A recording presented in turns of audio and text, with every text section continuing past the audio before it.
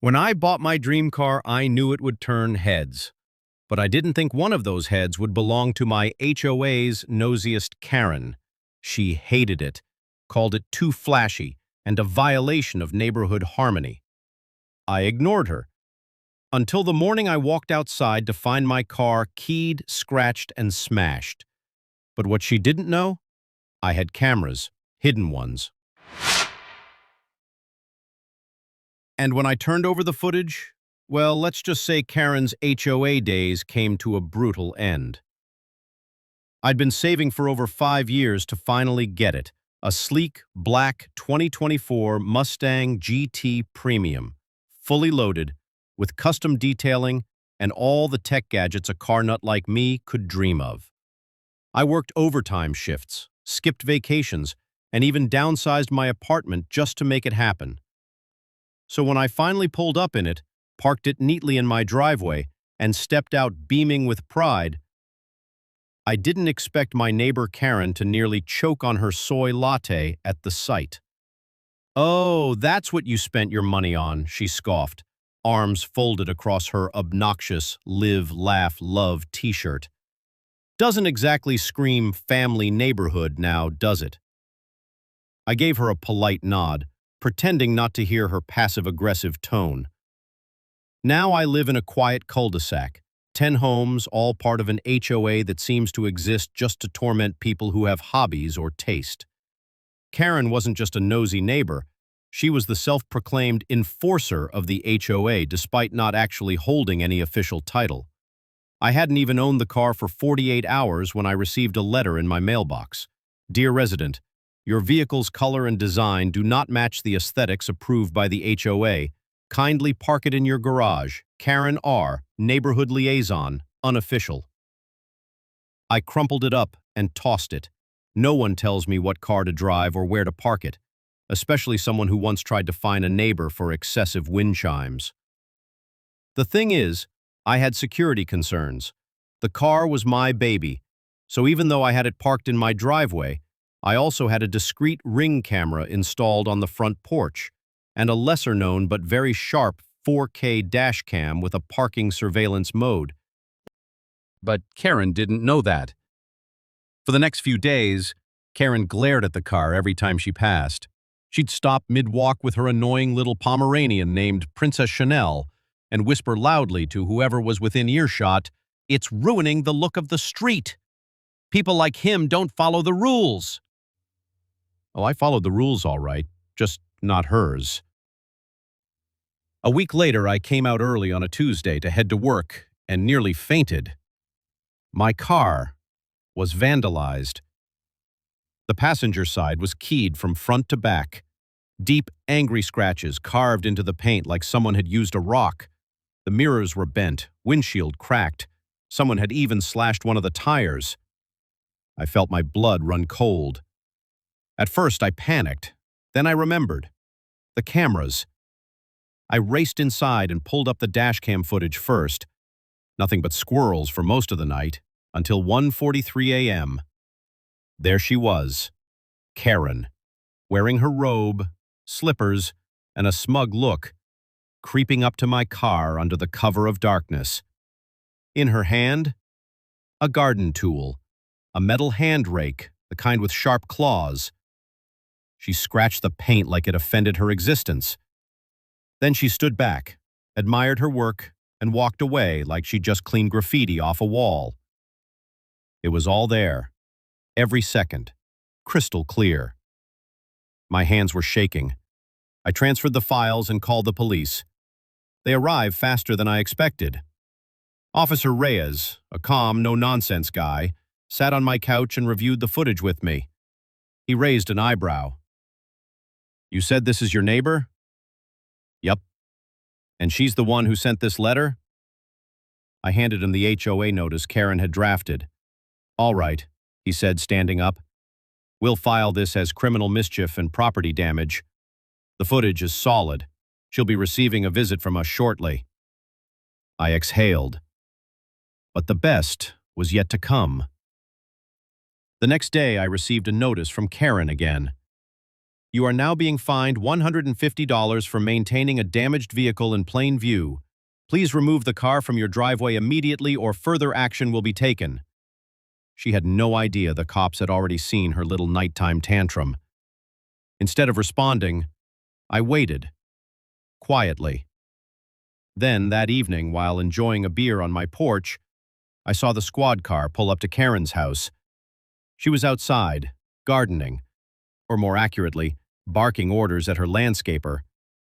She turned, confused. Then her face froze. I watched in silent glee as Officer Reyes approached her, notepad in hand. She gestured wildly, pointed at me, probably claimed I was trying to frame her. But he held up a USB stick, the same one with the footage, and her face fell. I could practically see her knees wobble. She was issued a formal citation for criminal property damage, and because the cost of damage to my car exceeded $3,000, it was a Class 6 felony in our state. Yes, a felony. Still, Karen wasn't going down without a fight. Later that night, she came banging on my door. "You had no right to record me. This is an invasion of privacy," she screeched. I opened the door calmly. "You were on my property, Karen, vandalizing my car. I had every right." Her eyes narrowed. "You'll regret this." I smiled. "Not as much as you'll regret court." She stormed off, fuming. I knew I was in for a long HOA war now, but little did she know, I had even more proof up my sleeve. Because my other hidden camera, disguised in a bird feeder, had recorded a few very interesting conversations she'd had with her HOA buddies. That would come in handy soon, but first, I was taking her to civil court for damages and reputational harm. And oh, I had a plan.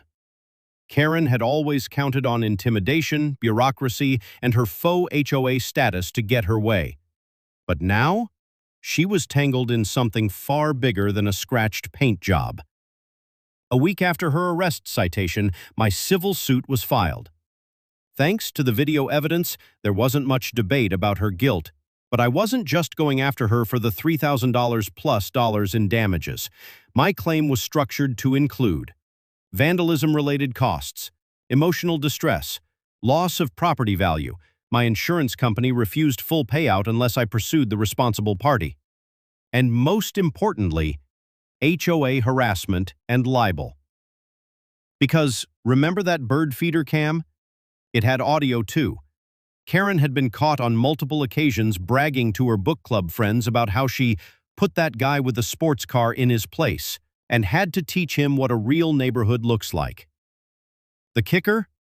She even admitted on tape. "If the HOA won't do anything about his flashy car, I will. He'll think twice before parking it where I can see it." Gold. Pure gold. I handed the clips to my attorney, and he smiled like he'd just found a winning lottery ticket. Karen's attorney, some overpaid HOA shark who'd defended petty complaints before, was completely unprepared.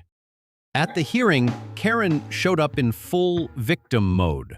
Sunglasses, scarf, even a limp that magically disappeared when she thought no one was watching. "My client was simply expressing frustration," her attorney said. "This entire lawsuit is retaliatory." The judge, a stern but fair woman in her 60s, nodded and gestured for the video to play.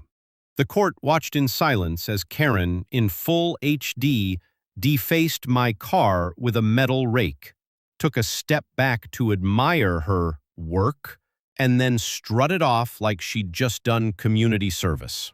Then we played the audio recordings. Laughter in the gallery. The judge didn't crack a smile, but Karen? Her face turned ghost white.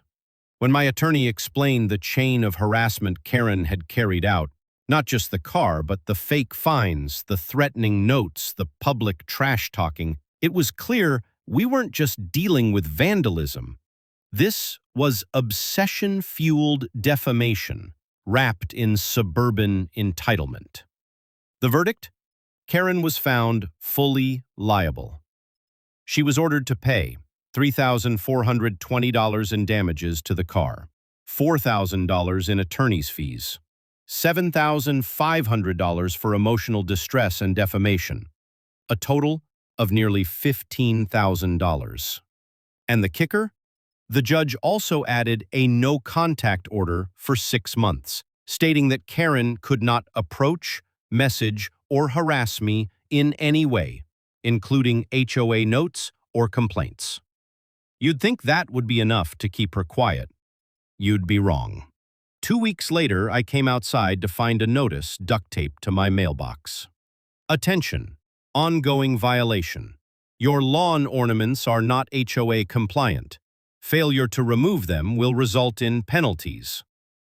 Signed, Karen R., Neighborhood Standards Liaison. She broke the no-contact order. Just like that. Another police report, another visit from Officer Reyes. This time she wasn't just cited, she was arrested. Turns out violating a court order is a jailable offense, and it didn't end there. See, by this point, word had spread. The HOA board, already fed up with Karen's overreaching behavior, called an emergency meeting. Residents came out in droves. Everyone had a story. Karen fining them for fence height, telling their kids to stop riding scooters, making up rules on the spot. One elderly couple, Mr. and Mrs. Ramirez, even claimed Karen had threatened them for putting up a Christmas wreath too early. The board voted unanimously. Karen was banned from all HOA communications, meetings, and decision-making roles. She could still live there, sure, but she'd lost her kingdom. For the next few months, she sulked behind drawn curtains. No more morning patrols with Princess Chanel, no more notes, no more letters, no more smug looks. And as for me, I got my Mustang repaired, polished it up, and parked it right in the same spot, every day. Only now, I added a small magnetic sign on the back, protected by cameras. Smile, Karen. The irony? The neighborhood is now friendlier than ever. Kids play outside without Karen yelling. People host barbecues again. We even started a new group chat for non-Karen neighbors, where we share laughs, local events, and keep each other updated. Oh, and guess what? One of the HOA members recently nominated me for a community liaison position. I declined, but I did offer to help write a new HOA rule. Any resident found tampering with property, spreading harassment, or impersonating HOA authority shall be fined and shamed. It passed with flying colors. And to all our amazing viewers watching this crazy HOA drama unfold, if you love stories where the bully gets exposed and justice wins, don't forget to hit that subscribe button. We've got more wild, real-life revenge tales coming your way. Stay tuned. And remember, always check your camera settings. You never know when a Karen might strike.